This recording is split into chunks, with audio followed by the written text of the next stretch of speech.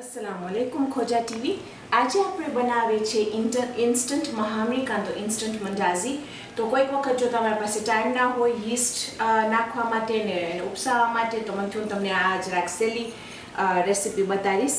અને મને ખબર છે કે મને ઘણા બધા ઈમેલ્સ આવ્યા છે કે જે બીજા માણસો યીસ્ટ સાથે એલર્જીક છે, તો આ બેકિંગ પાવડર મહામરી બહુ જ ફાઇન થાય છે। तो चलो आप शुरू करें। हूँ तमने बता दूँ कि आपने शू वस्तु की जरूर पड़े। ए छे मारी पास लगभग 2 कप तेल कनोला ऑइल हूँ वापरू छूँ, जे अहींया गरम थाय छे। आस्ते आस्ते हूँ साव लो पर राखी छूँ, कारण के आपणे आ लगभग लोट 10 मिनिट माटे आपणे आराम करवा देशुं, एक वखत बंधाई जाए पछी।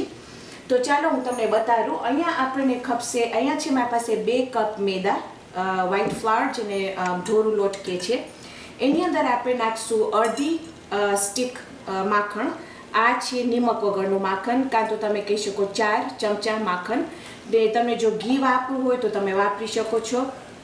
અહીંયા છે મારી પાસે આપણે થોડુંક એમાં નિમક નાખશું, 2 ચમચી બેકિંગ પાવડર નાખશું, એલચી નાખશું અને અડધો કપ આપણે ખાંડ નાખશું ને પા કપ આપણે દૂધ નાખશું। પછી જે બીજું આપણે લોટ બાંધવા માટે આપણે પાણી નાખશું। આ રેસીપી છે રૂબા પ્યારલીની, રૂબી આંટી છે, એનું નામ રૂબી આંટી છે। રૂબી પ્યારલીની રેસીપી છે એ આ બનાવે છે, બહુ જ ફાઇન થાય છે। આપણે એને મોટા પણ બનાવશું ને આપણે થોડીક નાની નાની પાતળી પાતળી કરશું કે એ પણ ચાય સાથે બહુ જ મજા આવે છે કડક કરીને। તો ચાલો આપણે શરૂ કરીએ। અહીંયા છે મારું લોટ। એની અંદર પહેલા આપણે નાખી દઈશું આપણું બેકિંગ પાવડર 2 ચમચી। એની અંદર આપણે નાખી દઈશું થોડુંક નિમક।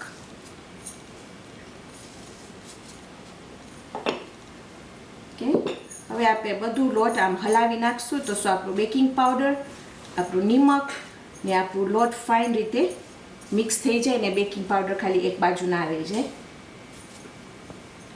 ઓકે, પછી આપણે એની અંદર નાખી દઈશું ઇલાચી, જેને હું પીસી લીધી છું, તો એનો ભૂકો છે।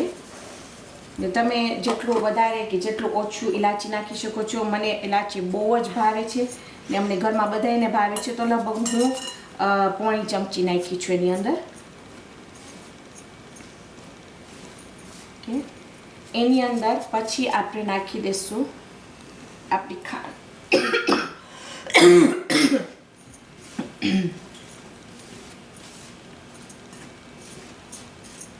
ઓકે, પછી આપણે નાખી દઈશું એની અંદર આપણું માખણ। ને આ માખણ છે સાવ પોચું થઈ ગયું છે, હું સવારના કાઢી નાખી હતી ફ્રીજમાંથી। હવે આપણે ખાલી લોટ ને આ માખણને ફાઇન રીતે આપણે અંદર મસરી નાખશું એની સાથે।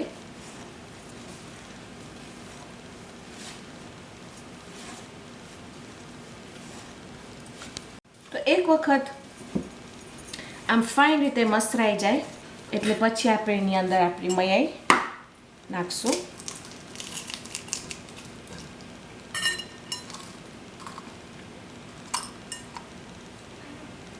ઓકે, પછી આપણે આપણું લોટ બાંધવાનું શરૂ કરશું। એની અંદર નાખી દઈશ આપણું દૂધ।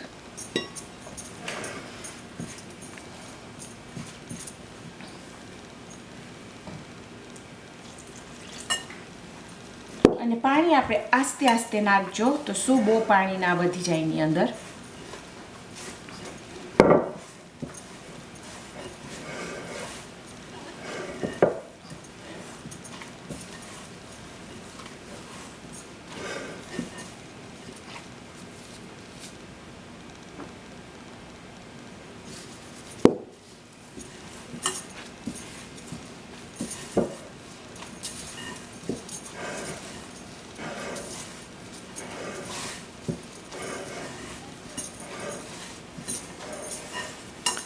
તો તમે જોશો તો જો આ લોટ કેટલું ફાઇન રીતે આમ થઈ ગયું છે, ચોટતું નથી જરાય, નથી બહુ પોચું, નથી બહુ કઠણ।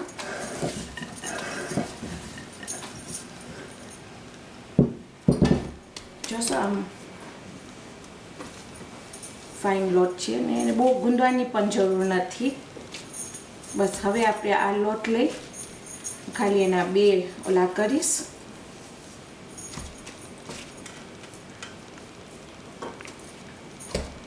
ઓકે, હવે આપણે લગભગ 10-15 મિનિટ ખોબરશું.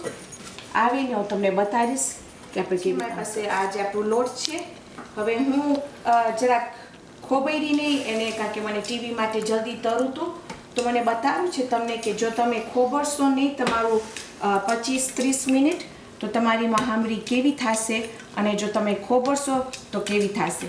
એમાં કાફી જમીન આસમાનનો ફેર છે.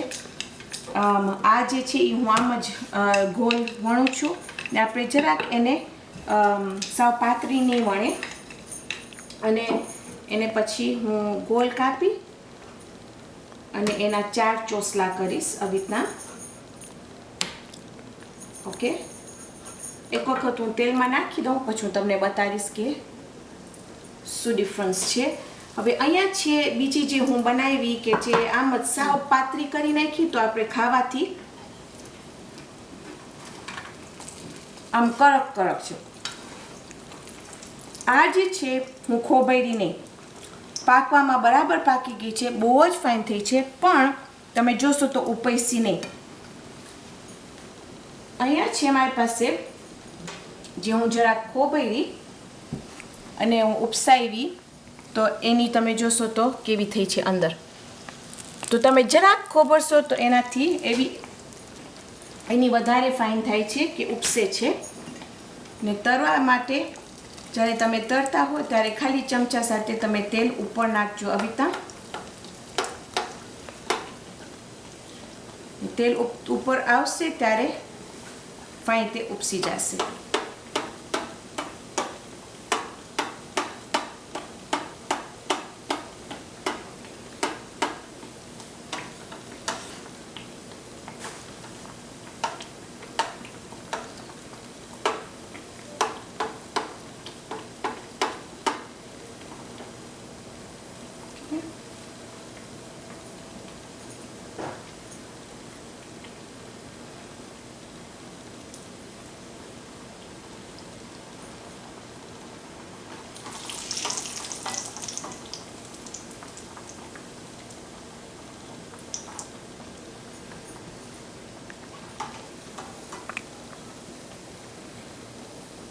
આ મરાગીનું શાક સાથે કાં તો ભરાજીનું શાક સાથે બહુ જ મજા આવે ખાવાની.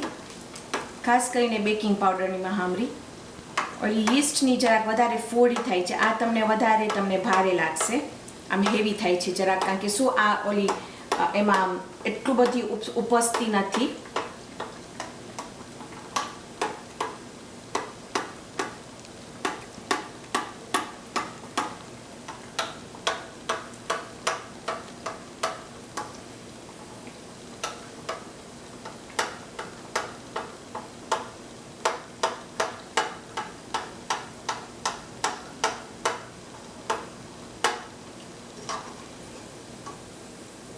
કે તો આજે આપણે મહામરી આપણી તૈયાર છે. અહીંયા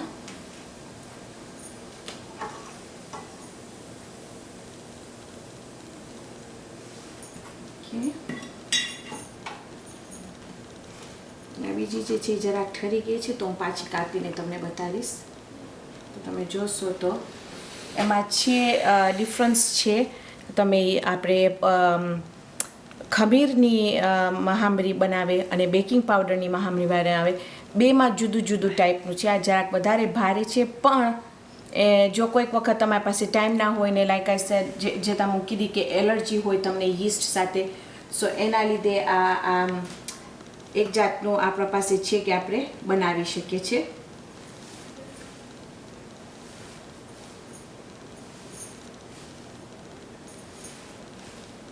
તો ચાલો આજે આપણી મહામરી તૈયાર છે બેકિંગ પાવડરની. તો ઇન્શાઅલ્લાહ આવતી વખતે આપણે બીજી ચમકદાર રેસીપી બનાવશું, સ્વાદિષ્ટ રેસીપી બનાવશું. તો ત્યાર સુધી ખુદા હાફિઝ.